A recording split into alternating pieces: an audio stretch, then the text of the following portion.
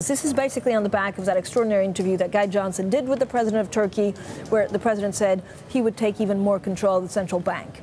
Is there a realization in the Turkish political system that they need to scale back that rhetoric?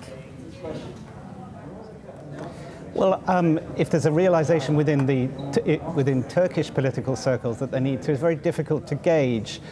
Probably is the answer. But as long as Erdogan sticks to this rather unorthodox view that raising interest rates would be harmful to the economy and ultimately wouldn't stem the losses in the lira, then the lira will continue to decline, and we will see ultimately the traders continue to take the lira on this rather worrying nosedive. Justin, is this a currency crisis? Well, that's what it looks like, quite clearly.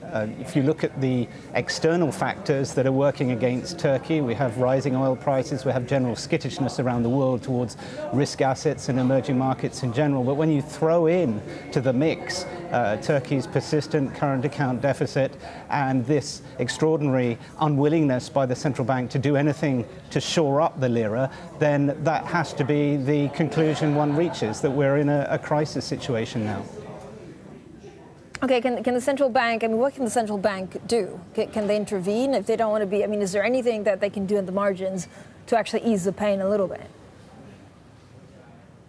Well, of course, yes. But the argument is that having waited for so long, what's needed from the central bank now is something really extraordinary, like 300, 400 basis points. We saw the kind of action that the Argentine central bank introduced a few weeks ago to save to shore up the decline in the Argentine peso. And that's kind of what traders might be looking forward to the Turkish central bank to do.